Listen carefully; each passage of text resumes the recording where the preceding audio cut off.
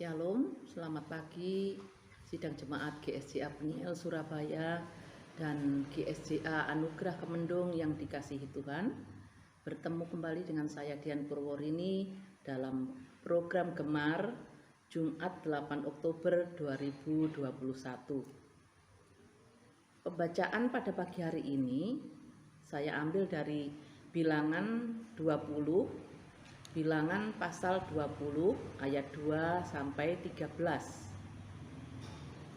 Bapak Ibu Saudara yang dikasihi Tuhan, pada Gemar bulan lalu, tanggal 3 September 2021, saya menyampaikan renungan yang terambil dari Keluaran 17 ayat 1 sampai 7 yang menceritakan bahwa bangsa Israel tidak ada air dan mereka membutuhkan air untuk minum, baik untuk umat maupun untuk ternak mereka.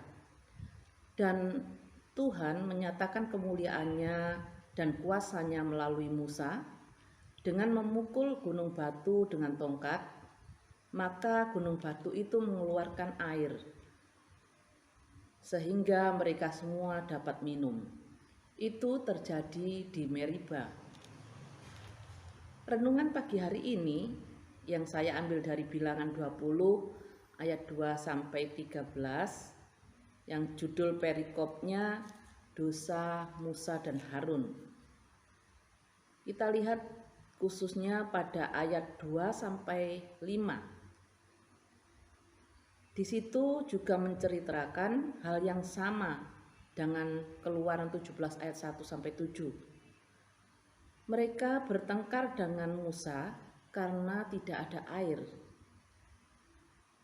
Kalau kita baca tempatnya sama di Meriba, kita akan melihat pada ayat yang ke-13 dalam Bilangan 20, bacaan kita pagi hari ini ayat 13. Itulah mata air Meriba, tempat orang Israel bertengkar dengan Tuhan, dan Ia menunjukkan kekudusannya di antara mereka.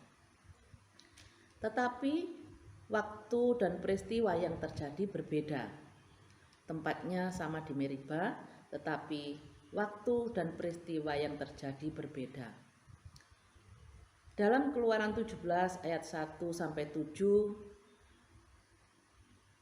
diceritakan bahwa bangsa Israel baru berangkat dari Laut Tebrau. Tetapi dalam Bilangan 20 ayat 2 sampai 13 bangsa Israel berbalik ke padang gurun menuju ke arah Laut Tebrau.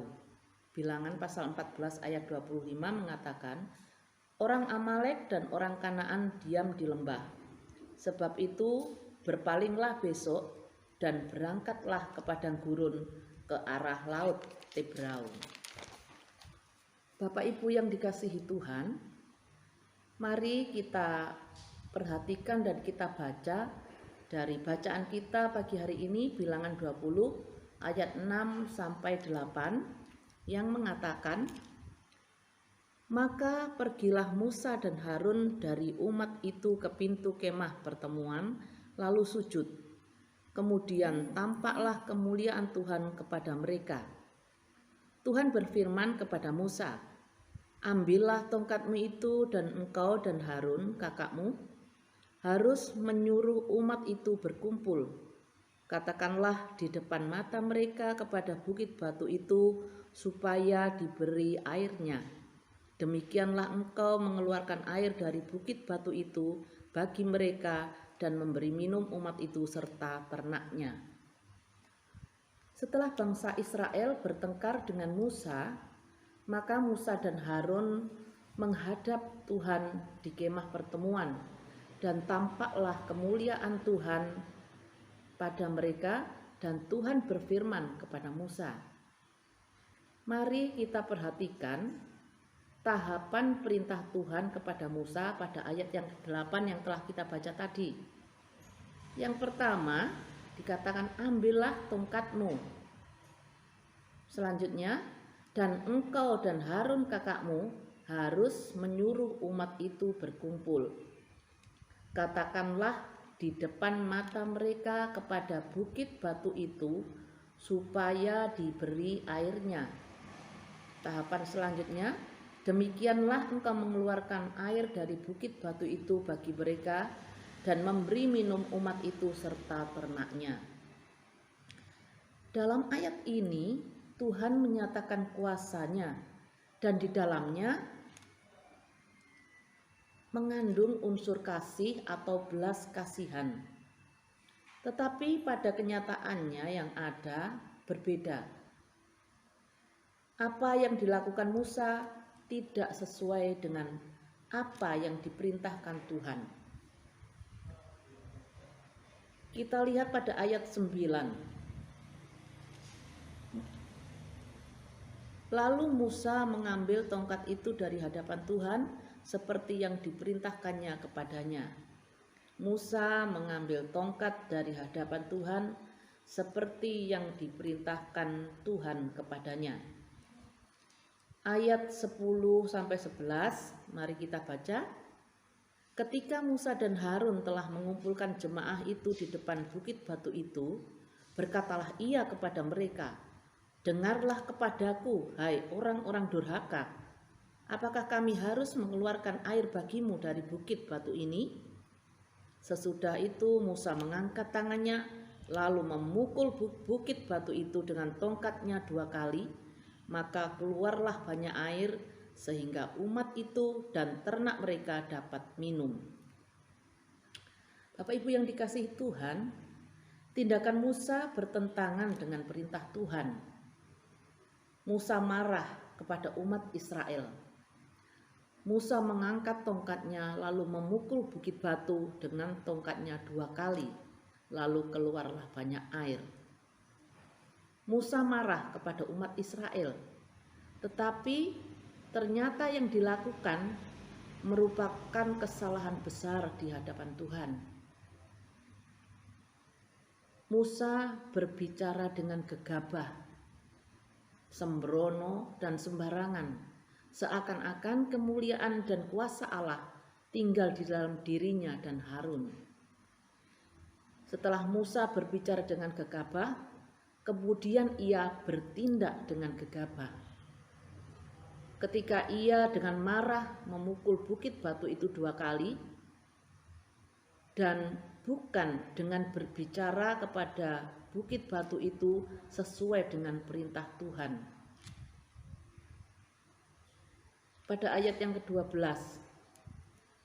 firman Tuhan mengatakan, "Tetapi Tuhan berfirman kepada Musa dan Harun, karena kamu tidak percaya kepadaku dan tidak menghormati kekudusanku di depan mata orang Israel, itulah sebabnya kamu tidak akan membawa jemaah ini masuk ke negeri yang akan kuberikan kepada mereka." Dengan berbicara dan bertindak gegabah, Musa menunjukkan bahwa yang pertama, ia tidak mempercayai Tuhan. Artinya, Musa kehilangan iman dan ketaatannya kepada Tuhan. Yang kedua, ia tidak menghormati kekudusan Tuhan. Ia memilih tidak takut kepadanya dan tidak mentaati perintahnya. Bapak Ibu Saudara yang dikasihi Tuhan, dengan melakukan semuanya itu ada dampak yang negatif. Dampak dari semuanya itu, Tuhan memberi hukuman kepada Musa dan Harun, yaitu mereka tidak layak membawa bangsa Israel masuk ke tanah perjanjian.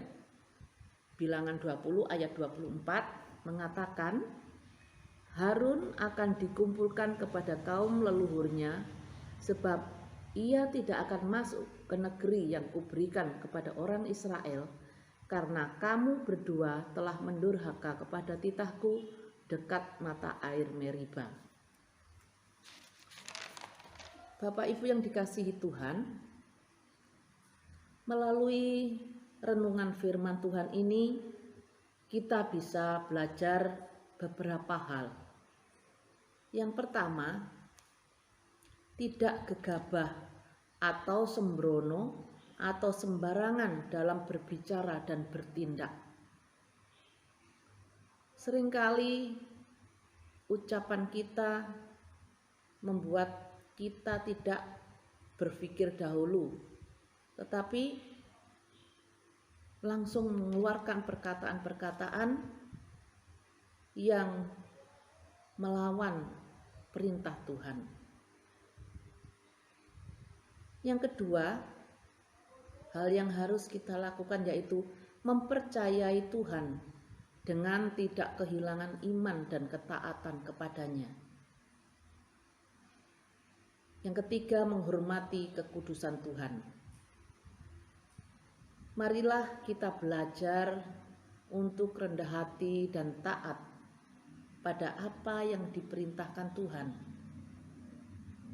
Tuhan kita adalah Bapa yang penuh kasih, tetapi Ia juga Allah yang maha kudus dan maha adil. Ia memberkati orang yang mentaati perintahnya, tetapi hukuman diberikan kepada setiap orang yang tidak mentaati perintahnya dan tidak menghormati kekudusannya. Bapak Ibu yang dikasihi Tuhan, kiranya firman Tuhan ini selalu mengingatkan kepada kita untuk tidak gegabah atau sembrono dalam berbicara dan bertindak,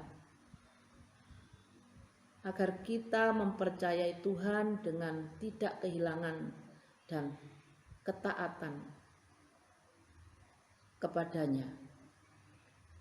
Ketiga, menghormati kekudusan Tuhan. Melalui firman Tuhan, renungan pagi ini boleh mengingatkan kita untuk kita benar-benar menghormati Tuhan dan takut akan Tuhan, sehingga di dalam kehidupan kita benar-benar layak dan berkenan di hadapannya. Kiranya firman Tuhan ini boleh menguatkan iman percaya kita semua. Amin. Mari kita berdoa. Bapa di dalam Tuhan Yesus Kristus, kami mengucap syukur dan terima kasih atas kesempatan pagi hari ini, di mana kami boleh belajar akan kebenaran firman-Mu. Bapa, melalui firman-Mu ini mengingatkan kami untuk kami tidak berbicara dan bertindak secara gegabah ataupun sembrono, tetapi kami benar-benar mengerti dan selalu mentaati apa yang Tuhan katakan, apa yang Tuhan perintahkan kepada kami. Juga Engkau mengajari kepada kami untuk kami tetap percaya dengan penuh iman kepadamu, dan kami juga belajar untuk menghormati kekudusan-Mu. Terima kasih Tuhan, firman-Mu pagi hari ini yang telah mengingatkan kepada kami untuk melakukan semua kebenaran firman-Mu di dalam pengiringan kami kepadamu. Bapa di surga, kami juga mengucap syukur kalau pagi hari ini kami masih diberi kesempatan untuk menjalani kehidupan sepanjang hari ini di dalam melakukan segala kegiatan dan aktivitas kami. Kiranya Tuhan menyertai dan memberkati. Terima kasih Bapa di surga, kami serahkan doa dan permohonan kami ini serta ucapan syukur ini hanya di dalam nama Tuhan Yesus Kristus, Bapa dan Juru Selamat kami yang hidup. Haleluya, amin. Selamat beraktivitas, Tuhan Yesus memberkati. Salam bergemar.